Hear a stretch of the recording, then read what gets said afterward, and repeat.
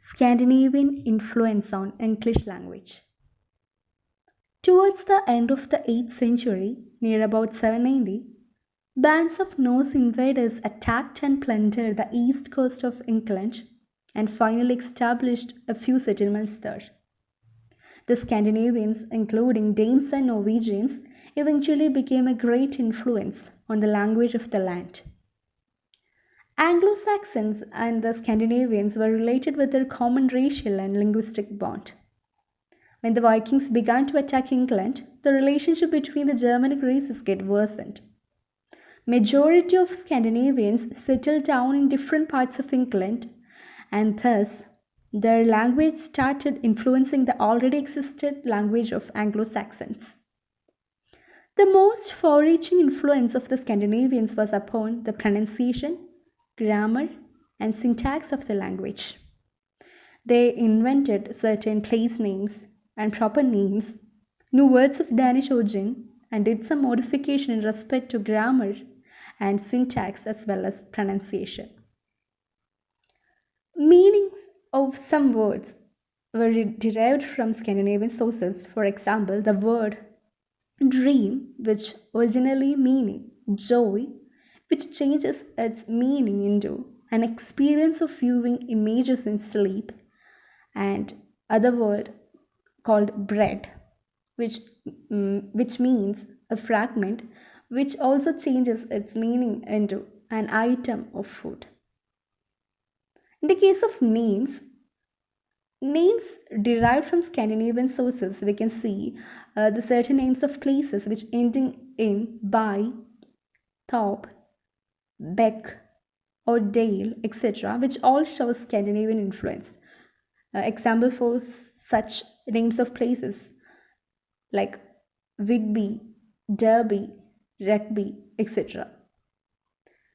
In the case of proper names, names ending in son, which shows the characteristic of Scandinavian customs. For example, for such names, we can see in Johnson, Stevenson, etc. Also, the word sister is taken from Scandinavian sources, and also the names of parts of body like leg and neck, which also shows Scandinavian sources.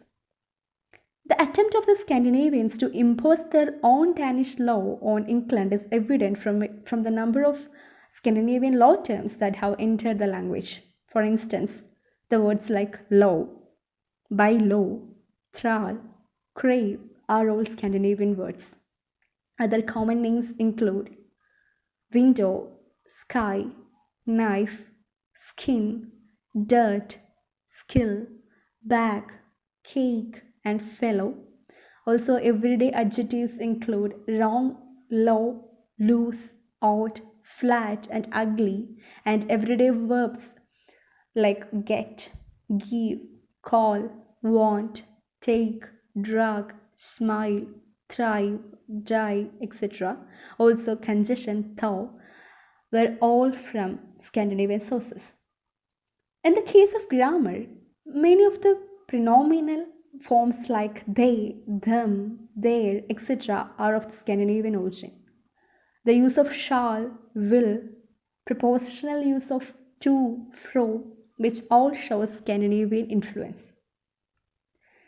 When we look at the main influence in grammar, we can see that the S of the third person singular, present indicative, and the participle ending is due to Scandinavian influence. The final T in neuter adjective ending of all knows is preserved in words like scant, want, advert, all shows Scandinavian influence. With a few exceptions like take, thrive, almost all verbs that are strongly inflected in Scandinavian have been made weak in conjunction in English. Also, Scandinavian nominative ending "r" in nouns was dropped in English. The use of shall and will in Middle English corresponds to Scandinavian usage. The universal position of the genitive case before its noun is due to Scandinavian influence. So it's sure that Scandinavian really influenced English language and its grammar. As the Scandinavians were superior in military affairs, the English borrowed from them a few words like orest, which means battle, lith, which means fleet, bada, which means a type of worship. However, these words also disappeared after the Norman conquest.